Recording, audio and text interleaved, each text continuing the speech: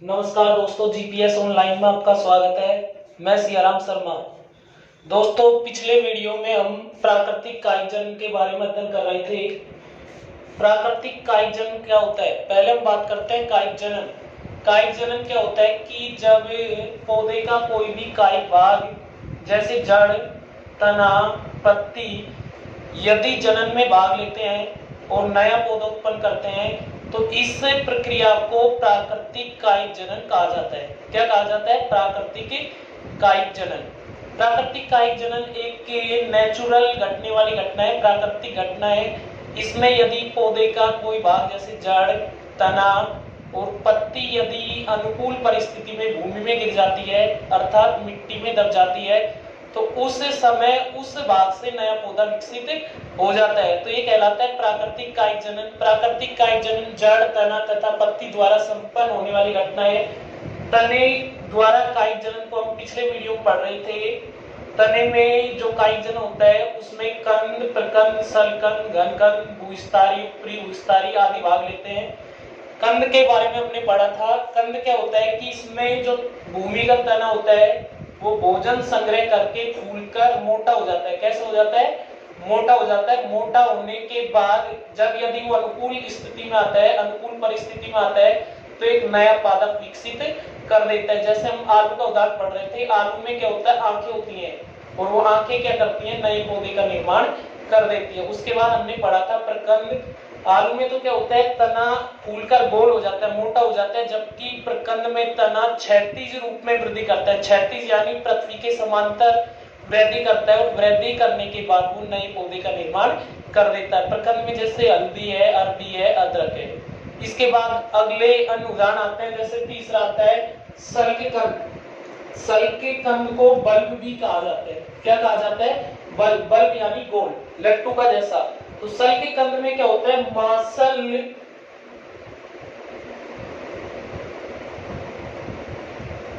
मासल सल्कपत्र, तस्त्रीनुमा मासल सल्कपत्र होते हैं जो भोजन संचय करके सल्ककंद का निर्माण कर देते हैं। मासल सल्कपत्रों में नीचे अपस्थानिक जड़ें होती हैं। मासल सल्कपत्र कलिकाओं का निर्माण करता है। कलिका आपस में मिलकर सल्ककंद का निर्माण कर देती हैं। प्रत्येक कलिका अनुकूल परिस्थिति में एक नए पादप का निर्माण कर देती है। जैसे लहसुन होता है, उसमें क्या होती है? नीचे अपस्थानिक जड़ होती है, अंदर कलिकाएं होती हैं और प्रत्येक जो कलिका होती है वो एक नए पादप का निर्माण कर देती है। किसका निर्माण कर देती है? नए पादप का। इसमें क्या होता है कि जो भोजन होता है वो सल्कपत्रों में संचित हो जाता है। संचित होने के बाद जो लास्ट वाला यानी अंतिम जो सल्कपत्र होता है वो सूख कर ऊपरी आवरण बना देता है। इससे सल्कपत्र का निर्माण वृद्धि काल के अंत में होता है। यानी जब लहसुन कब बनता है? जब वृद्धि काल का अंत होता है उस समय पूर्ण रूप से लहसुन बनकर तैयार हो जाता है। तो सल्ककंद का निर्माण कब होता है? वृद्धि काल के अंत में। किससे होता है? मासल सल्कपत्र यानी जो अत्यंत तस्त्रीनुमा जो प्रेरो होते हैं वो भोज्य पदार्थ संचित करके यानी इकट्ठा करके सल्कपत्रों का निर्माण कर देते हैं और सल्कपत्र सल्ककंद का निर्माण करते हैं। तो इसके उदाहरण हुए लहसुन, प्याज। एक बार हम इसको देख लेते हैं। इसका निर्माण अत्यंत तस्त्रीनुमा प्रेरो तथा भोज्य पदार्थ संचित करने वाले सल्कपत्रों की सहायता से होता है। सल्कपत्र यानी एक कली। जैसे प्याज के अंदर एक कली होती है या फिर हम लहसुन की बात करें उसके अंदर एक कली होती है तो वो कहलाते हैं सल्कपत्र। तो सल्कपत्रों की सहायता से होता है, जैसे लहसुन है, प्याज है। इसके बाद हम बात करते हैं घनकंद। घनकंद को कौन भी कहा जाता है। क्या कहा जाता है? कौन। घनकंद में क्या होता है कि जो पैरो होता है उसका आधार्य भाग फूल जाता है। पैरो यानी शीर्ष। शीर्ष का जो आधार्य भाग है वो फूल जाता है और फूलने के बाद वह पैरो क्या करता है? घनकंद का निर्माण कर देता है। जैसे अरबी। अरबी में क्या है? पैरो फूल जाता है। पैरो का जो आधार्य भाग है वो फूल जाता है। यदि इस पैरो को अनुकूल परिस्थितियों में यानी भूमि में जब इनको दबाया जाता है, अनुकूल परिस्थिति होती है, उससे अनुकूल परिस्थिति में ये अंकुरित होकर नई पादप का निर्माण कर देती है। जैसे इसका उदाहरण है अरबी। इसके बाद आता है उपरी भूस्तरीय, जैसा नाम है उपरी, उपरी यानी ऊपर, उपरी यानी ऊपर, भू भू यानी जमीन, भू यानी जमीन, स्तरीय का मतलब स्तर, यानी उपरी भूस्तरीय, इसको इंग्लिश में रनर भी कहा जाता है। यानी ये जो तने होते हैं जमीन के ऊपर के जो स्तर है उस पर लेटकर वृद्धि करते हैं, जैसा नाम है उपरी भूस्तरीय, रनर यानी दौड़कर, कहां दौड़कर, जमीन की ऊपरी सतह पर दौड़कर ये क्या करते हैं, वृद्धि करते हैं। इन तनों में गांठें होती हैं और उन गांठों से अपस्थानिक कलिकाएं निकलती हैं। जैसे हम देखते हैं कि दूब या घास होती है, उनके तनों में गांठें होती हैं, उन गांठों से अपस्थानिक जड़ें निकल आती हैं और प्रैरों का निर्माण होने लगता है। यदि इस भाग को अनुकूल परिस्थितियों में मिट्टी में दबाया जाता है तो एक नई पौधे का निर्माण करती है। जैसे परिभाषा हम देखेंगे, इसमें तना भूमि की सतह के ऊपर लेटकर, रनर दौड़कर या लेटकर आगे बढ़ता है, जैसे घास या दूब। ठीक है, इसके बाद हम आगे चलते हैं, अंतः भूस्तरीय, जैसा नाम है अंतः, अंतः यानी अंदर, भू यानी जमीन और स्तरीय यानी स्तर।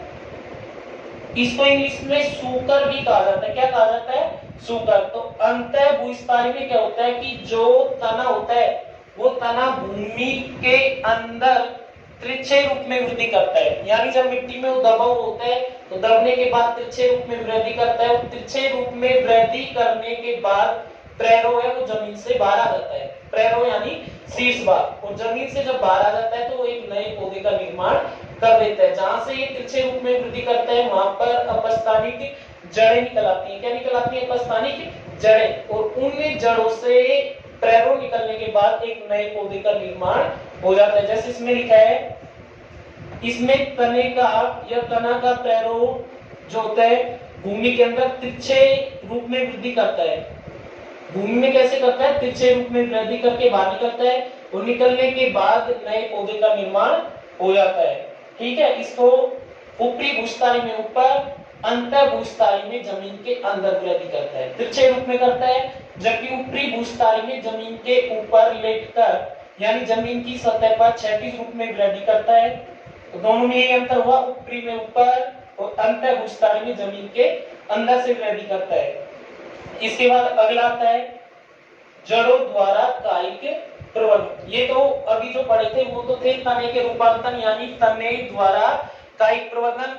अगला जो कायिक प्रवर्धन का उदाहरण आता है यानी प्राकृतिक कायिक के प्रवर्धन का जो उदाहरण है वो आता है दूसरा जड़ों द्वारा कायिक प्रवर्धन, यानी जड़ों में भी यदि जड़ों को अनुकूल परिस्थिति मिल जाए और उसे मिट्टी में दबा दिया जाए तो जड़ों में भी नए पौधे उत्पन्न करने की क्षमता पाई जाती है। तो जड़ों द्वारा जब नए पौधे का निर्माण होता है तो उसे कहा जाता है जड़ों द्वारा कायिक प्रवर्धन। ठीक है, जड़ों द्वारा कायिक प्रवर्धन अधिकांशतः काष्ठीय पौधों में होता है, लेकिन सभी काष्ठीय पौधों में नहीं। कुछ काष्ठीय पौधे होते हैं उनकी जड़ों को यदि मिट्टी के अंदर दबा दिया जाता है, उनकी जड़ों को यदि मिट्टी के अंदर दबा दिया जाता है तो उससे परिस्थिति में वो प्रैरोप उत्पन्न कर देती हैं। जैसे यहाँ लिखा हुआ है जड़ों द्वारा कायिक प्रवर्धन, कुछ काष्ठीय पौधों की जड़ें, काष्ठीय पौधों का मतलब है कि जिनकी मजबूत लकड़ी होती है,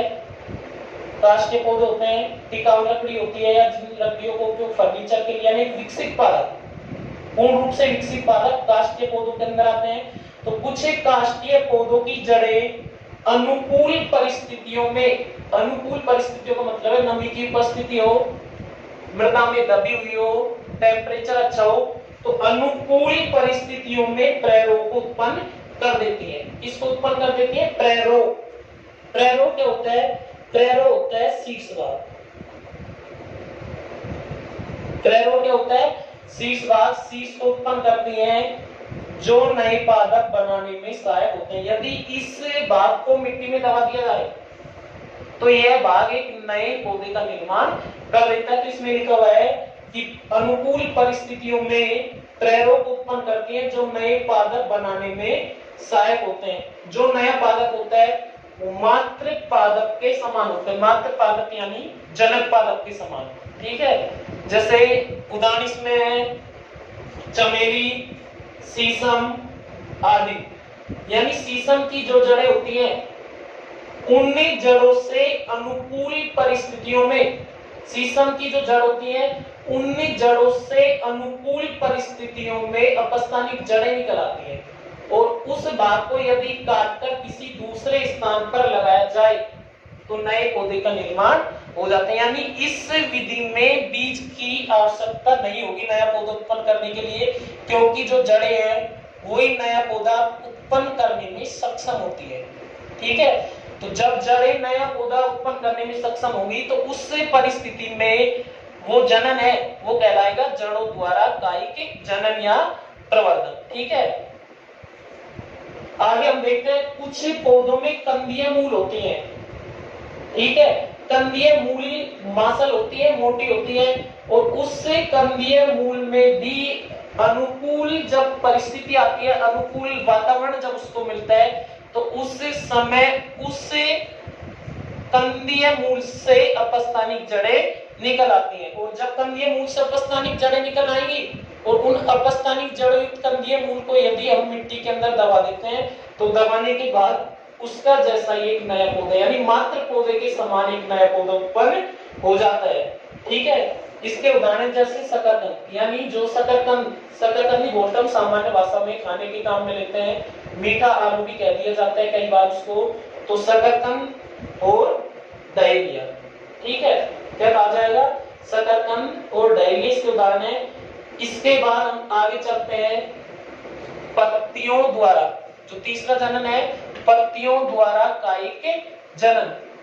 तो सभी पौधे नहीं, कुछ पौधे ऐसे होते हैं जिनकी पत्तियां उसके जैसा ही नया पौधा उत्पन्न करने की क्षमता रखती है।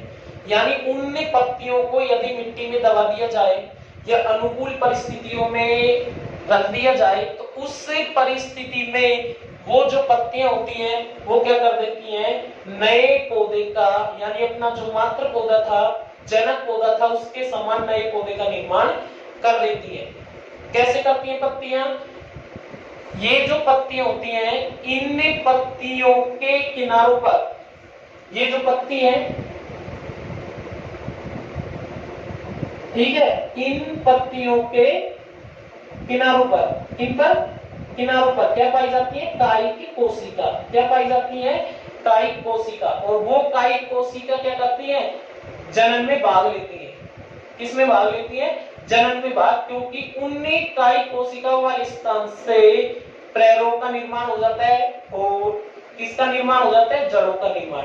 यदि इस पत्ती को हम अनुकूल परिस्थितियों में मिट्टी में दबा देते हैं तो उस स्थिति में ये जो पत्ती है वो बहुत सारे जनक पौधे या मात्र पौधे जैसे पौधे उत्पन्न कर सकती है। तो एक बार परिभाषा देखेंगे कि कुछ पौधों की पत्तियों के, मैंने पहले भी आपसे कहा सभी नहीं, कुछ पौधे, क्योंकि सभी पौधों में ऐसी क्षमता नहीं होती है।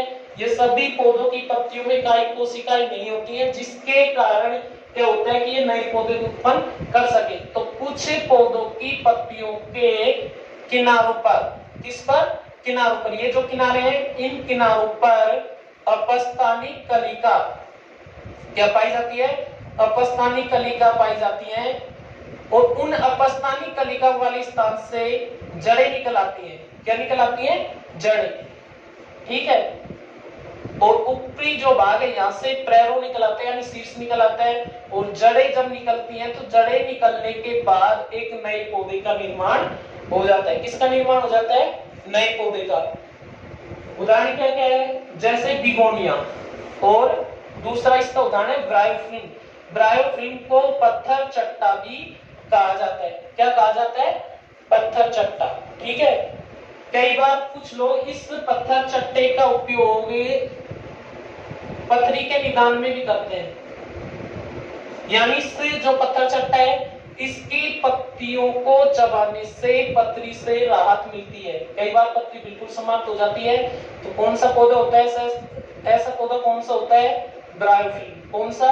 ब्रायोफिलिम, इसको हम सामान्य भाषा में कहते हैं पत्थर चट्टा।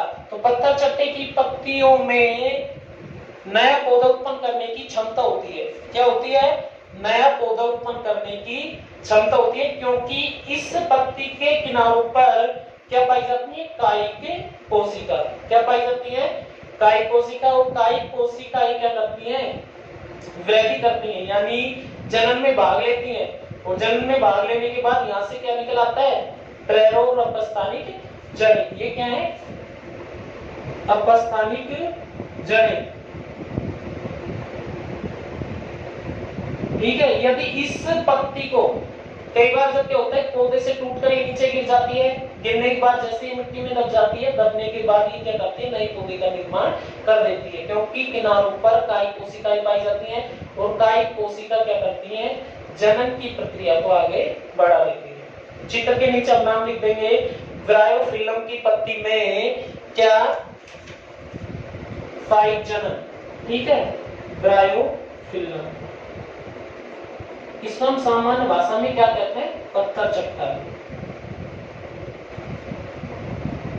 ठीक है। इसके बाद हम आगे चलते हैं। जननांगों द्वारा कायिक प्रवर्धन। किसके द्वारा?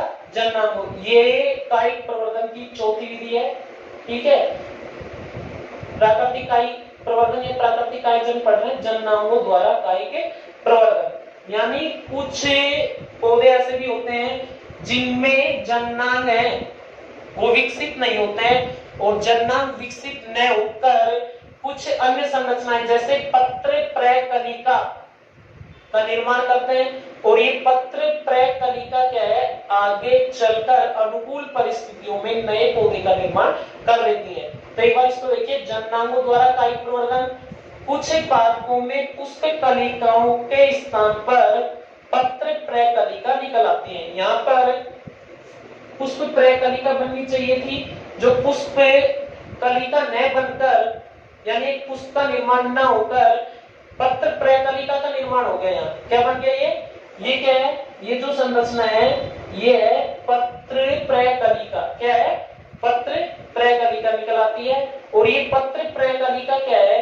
नए पौधे का निर्माण करने में सक्षम होती है, यानी ये पत्र प्रकलिका उसके जैसा ही नया पौधा बना देती है। लेकिन सभी पौधों में ये प्रक्रियाएं संपन्न नहीं होती हैं। तो इसमें लिखा है कुछ पादपों में पुष्प कलिकाओं के स्थान पर पत्र प्रकलिका निकल आती हैं। और ये पत्र प्रकलिका ही क्या है? मात्र पादप से अलग होकर, जैसे ही मात्र पादप से अलग होगा, मात्र पादप से अलग होकर नई पादप का निर्माण करती है, जैसे रामबास या रतालू।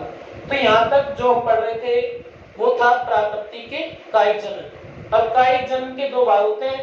पहला हमने पढ़ लिया प्राकृतिक कायिक जनन, अगला हम पढ़ेंगे कृत्रिम कायिक जनन। प्राकृतिक कायिक जनन नेचुरल होने वाली घटना थी, जबकि कृत्रिम कायिक जनन जब हम आगे पढ़ेंगे उसमें देखेंगे कि जो कृत्रिम कायिक जनन होता है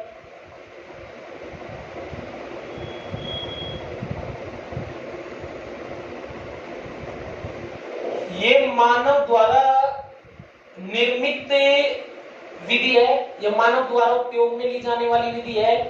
इसमें मानव के द्वारा कुछ भागों से, जैसे तनाएं, जड़ें आदि से नया पौधा निर्मित किया जाता है। तो कृत्रिम कायिक जनन को हम अगले वीडियो में पढ़ेंगे।